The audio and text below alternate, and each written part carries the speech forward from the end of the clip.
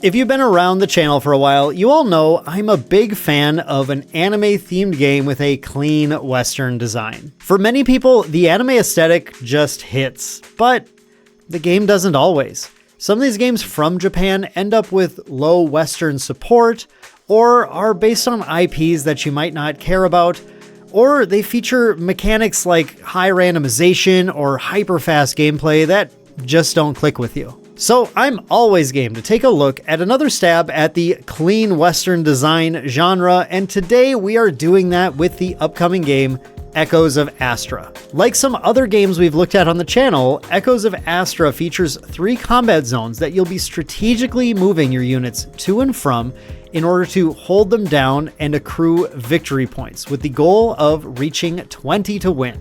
But uniquely, it does this with a completely original anime aesthetic portrayed by veteran anime game artists. But is it any good? I'm Dan with Maindeck, and welcome to the Maindeck review of Echoes of Astra. Echoes of Astra is a new indie TCG releasing on Kickstarter September 9th, 2025, and like I mentioned, it backs up its anime theme, this time with a more tactical approach on the genre. It's absolutely amazing to me that this game was developed at the same time as at least 2 other TCGs that have this fight over 3 battlefields mechanic front and center, but as we dig a little more into the mechanics of the game, you will see the elements that make Echoes of Astra a bit unique. In Echoes of Astra, the game begins with 3 blank combat zones between both players, or should I say all players, because Echoes of Astra is designed with multiplayer in mind as well, but we'll talk about that just a bit more later on. No matter how many players are in the game, each player additionally has a staging area where their units will go to when they're first played, and a row of resources which consist of any card from your hand that you choose to play as a resource face down. Players can exhaust their resources every turn to play units to the staging area, as well as play tactics for one-shot effects, items to enhance their border units, or territories to enhance the combat zones themselves.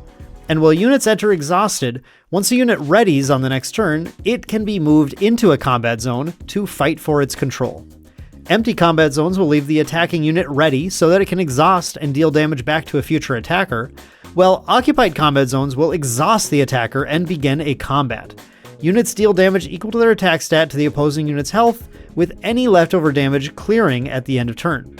If no unit is defeated, the attacker simply retreats to the staging area, and at the end of each turn, the turn player scores victory points equal to the influence stat of each unit they control at a combat zone. Aside from those basics, there are just a couple more things to know. Players draw 1 card a turn at the start of their turn, and can resource up to 1 card a turn at any point during their main phase. Importantly, whenever you resource a card, you get to draw a new card to replace it.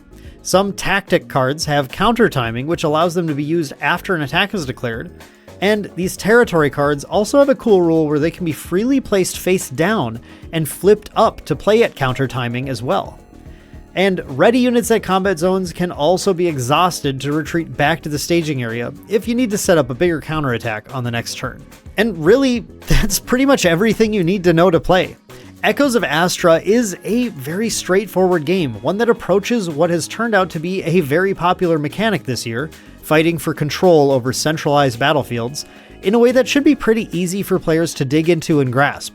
That clean template and design has extended into the rules itself, with every element of the game being streamlined so that the gameplay itself is easy to pick up, and the cards and their effects can be the stars of the show. And because everything I just said might have just come off as a bunch of jargon that you could technically apply to any TCG in the genre, I'm going to go ahead and list out the elements that I found particularly nice, straightforward, and simple in Echoes of Astra compared to other games I've played that I think make it stand out in this way. When building a deck, players simply choose any 2 of the game's 5 factions to build with, similar to a particular other game featuring a famous mouse. And when resourcing a card, any card can be placed face down because there are no resource types to juggle.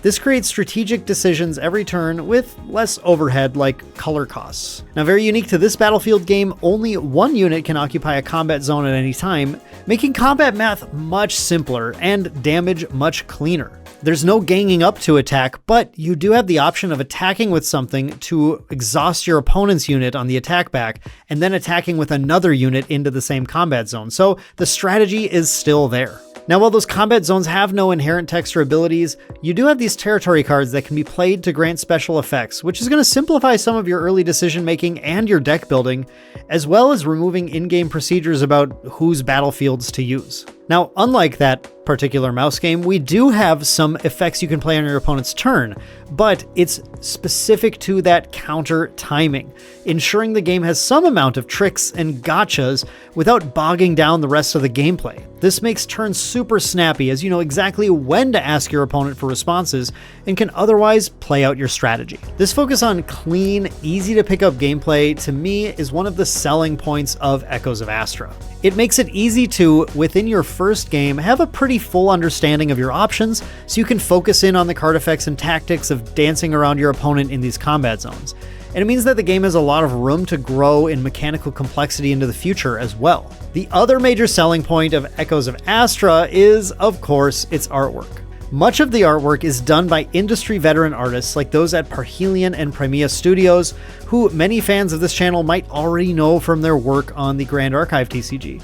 They do a fantastic job bringing Echoes of Astra's fantasy meets modern anime aesthetic world to life, helping it stand out among the crowd of other anime-themed TCGs.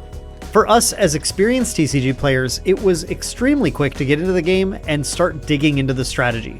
We had some incredible come-from-behind victories and got to use the combat in unique ways, making the game very satisfying to explore. And this unique mechanic of allowing players to draw a card whenever they resource a card really helps players keep their options open going into the mid-game. However, as games went late, it really felt like both decks were still itching to find some way to gain some card advantage to close the game out, and we sent more than one prayer to the top deck gods as we played. That said, both the decks we were sent, a Nox Solara or black-red deck and a Lux Terra or white-green deck, did contain some cards to let them accrue a bit of that card advantage. Of the two, we found the Lux Terra option stronger going into the late game, while the Nox Solara deck really needed to use those cards to close the game out before the opponent stabilized. The Nox Solara deck was very much a classic aggressive deck that tried to burn bright and win fast, or it petered out and lost, so its advantage was based on sacrificing or defeating units, while the Lux Terra deck only really needed to keep its beefy units in play and give up their ability to deal damage for a single turn, to draw a bunch of cards, and that was something that it seemed like it had plenty of opportunities to do as the game often went pretty late. Now, I think opinions on the draw phase will actually be pretty split. While many games have existed and even thrived as Draw 1 games, these days a lot of players have played a number of Draw 2 games and might feel kind of constrained going into that late game. The system used in Echoes of Astra feels firmly in between those two. In the early turns, when you're happy to resource cards from your hand, it really feels like a Draw 2 game, but as the game goes late and you do start to run short on cards, you can only really resource what you top deck to draw a new card, so it really feels a lot more like a Draw 1 with a little extra card quality added on top. But what we've seen from other Draw 1 games on the market is how well the card economy turns out really comes down to how well the designers build in those card advantage options into their card effects and in the different factions in the game. And we're just going to have to wait and see kind of the entire design of set 1 and going forward to know how well they're working it in.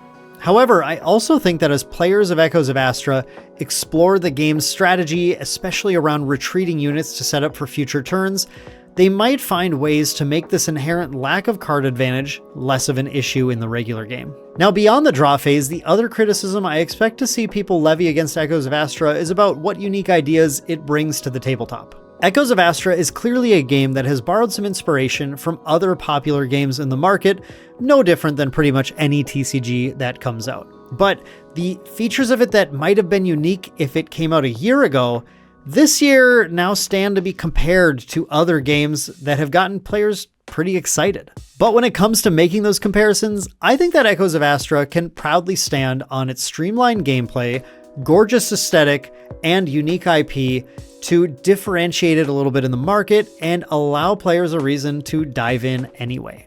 So with all that out of the way, who is Echoes of Astra really for? Well, the market for these tactical battlefield control TCGs is actually pretty fresh right now. And one of the biggest elements Echoes of Astra has going for it is that I think it's actually easier to learn and play than many of the other options.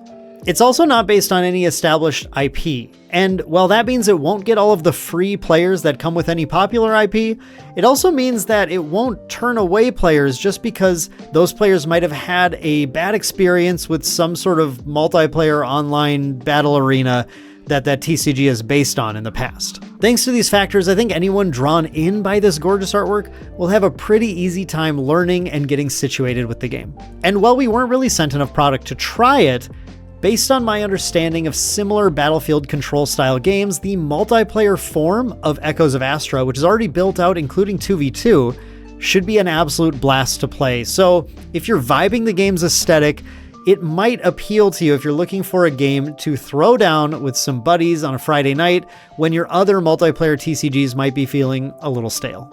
Overall, Echoes of Astra was beautiful, quick to get into, and quick to enjoy. And while veteran TCG players will be pretty much instantly at home with some of the familiar mechanics, it is still attacking the industry from that more fresh angle, focusing on battlefield control rather than direct player combat. This gives it great multiplayer potential, and when those factors are combined with its fantastic art and original IP, it definitely carves a niche for itself in the market. And if that sounds like the right mix of elements for you, you should definitely give Echoes of Astra a look. So that's it for our quick main deck review of Echoes of Astra. I'd like to thank Parhelion Studios for sponsoring this video, and you for watching it.